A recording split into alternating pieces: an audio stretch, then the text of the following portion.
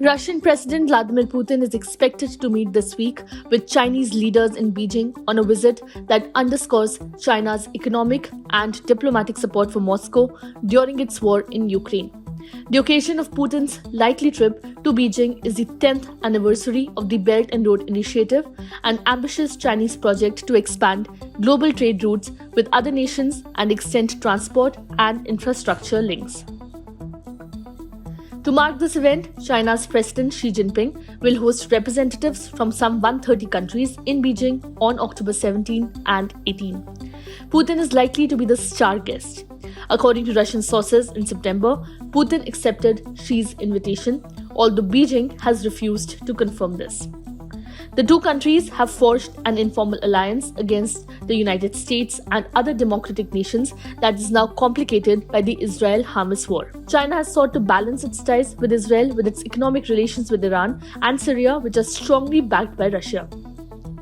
Putin's visit is also a show of support for Chinese leader Xi Jinping's signature Belt and Road drive to build infrastructure and expand China's overseas influence. The two presidents would undoubtedly have lots to discuss since they announced their no-limits partnership in February 2022. Just before Russia's full-scale invasion of Ukraine, the world has dramatically changed and keeps changing. Instability has gripped the South Caucasus and the Middle East, both areas where Russia and China have interests at stake.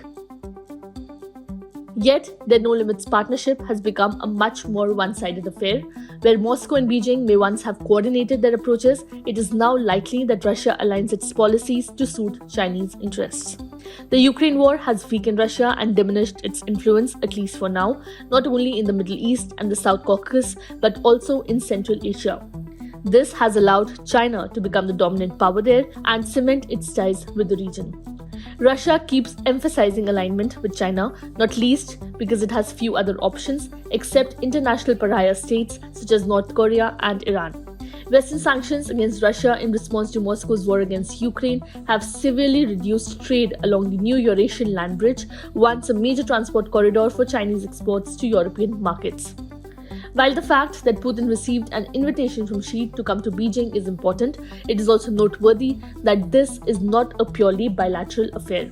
In contrast to Xi's visit to Moscow in March 2023, Putin's trip will at best offer the Russian president an opportunity for talks with Xi in the margins of a summit designed to celebrate the Belt and Road Initiative, a project closely associated with Xi personally. Also, China has and pursues other options in its foreign relations. There is still a possibility of a meeting between US President Joe Biden and Xi at the APEC summit in San Francisco in November, and the EU's foreign policy chief Joseph Borrell visited China possibly to prepare for an EU-China summit later this year. None of this implies that Xi is about to drop Putin as an ally. The key question is how Xi will balance his support for Putin with his need to stabilize relations with the US. If Xi were to pull this off, it would also cement China's role in a future Euro-Atlantic and Euro-Asian security order. Subscribe to Oneindia channel and never miss an update.